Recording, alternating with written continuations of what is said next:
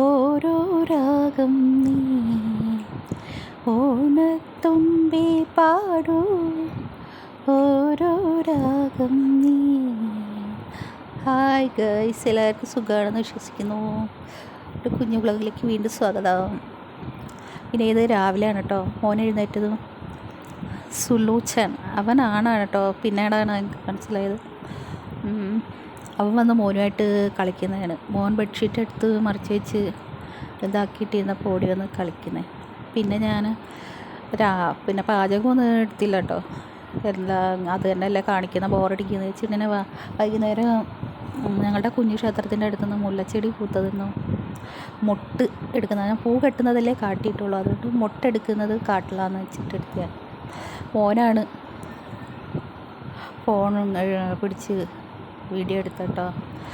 പിന്നെ ഓണത്തിൻ്റെ ക്ലീനിങ് ഒക്കെ ആയതുകൊണ്ട് ഭയങ്കര ടയേർഡായിരുന്നുകൊണ്ട് അധികമൊന്നും ഞാൻ ഒരു സാമ്പാർ അല്ലെങ്കിൽ ഒരു അവിയൽ ഏതോ ഒന്നിൽ ഒതുക്കി നിർത്തും.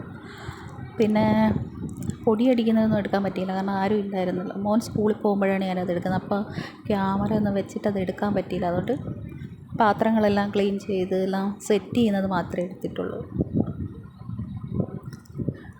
പിന്നെ പൂ കെട്ടിയത് കാട്ടിയത് കേട്ടോ.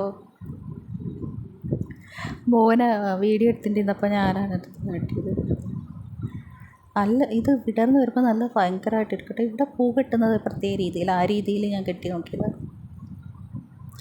പിന്നെ ഷെൽഫിലെല്ലാം അടുക്കി വെച്ചത്.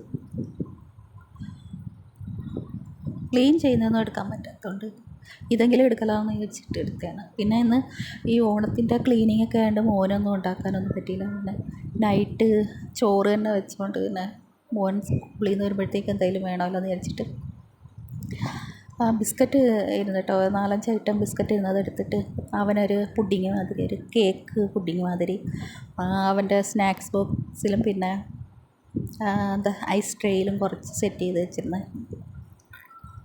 ഇന്നത്തെ വിശേഷം ഇത്രയേ ഉള്ളൂ കേട്ടോ. കണ്ട് ഇഷ്ടപ്പെട്ട എല്ലാവരും എൻജോയ് ചെയ്യുമോ, വേറൊന്നും പറയാനില്ല. എല്ലാവർക്കും ഹാപ്പി ഓണം. ലേറ്റായത് ക്ഷമിക്കണേ.